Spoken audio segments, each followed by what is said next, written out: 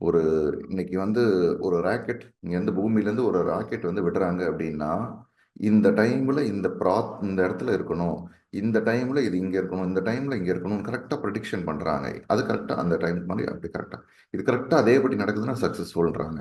But அவங்களால எப்படி வந்து ப்ரெடிக்ட் பண்ண முடியுது அப்படின்னா அவங்க அதுக்கு தகுந்த மாதிரி சில விதிகளை ஃபாலோ பண்ணுறாங்க. ஓகே, இந்த இடத்துல இருக்கணும்னா இந்த மாதிரி ஸ்பீடில் போகணும், இந்த மாதிரி எடை இருக்கணும், இந்த மாதிரி இது இருக்கணும். நம்ம கூகுள் மேப்பில் இங்கேருந்து போகிறோம், இங்கேருந்து கூகுள் மேப்பை எடுத்துகிட்டு நம்ம பயன்படுத்தி போகிறோம்.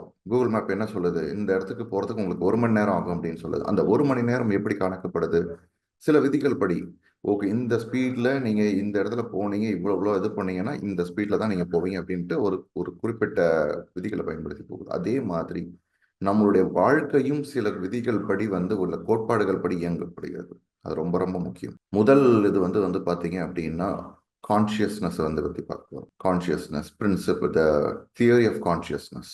நம்மளுடைய இந்த பிரபஞ்ச அந்த பேராற்றல், இந்த இந்த உயிராற்றல் சொல்லக்கூடிய இந்த கான்ஷியஸ்னஸ் வந்து நம்மளுடைய வாழ்க்கை வந்து நம்ம தியானத்தில் இருக்கும்போது வந்து பார்த்தீங்கன்னா சில டைமில் வந்து ஒவ்வொருத்தவங்க சொல்கிறாங்க. பார்த்தீங்கன்னா நிறைய பேர் நம்மளுடைய கடந்த காலத்தையும் எதிர்காலத்தையும் தொட்டு வருது. ஸோ கடந்த காலத்தில் ஏதோ நமக்கு நம்ம இங்கே உட்காந்துருக்கிறோம், ஏதோ ஒர்க் பண்ணுறாங்க, இல்லை ஏதோ ஒரு ஹவுஸ் ஒய்ஃபாக நம்ம இருக்கிறோம். பட் இந்த இந்த டைமில் இந்த ரோல் எடுத்துகிட்டு இந்த இதில் இருக்கிறோம்.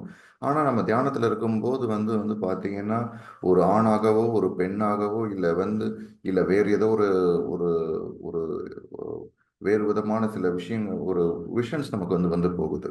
என்னன்னா நம்ம தியானத்துல அது டச் ஆகுது, நமக்கு பாஸ்ட் லைஃபையும் ஃபியூச்சர் லைஃபையும் கூட டச் ஆகுது. அப்ப நம்ம இதெல்லாம் நம்ம தெரிஞ்சுக்கணும், ஏன் இதெல்லாம் வருது.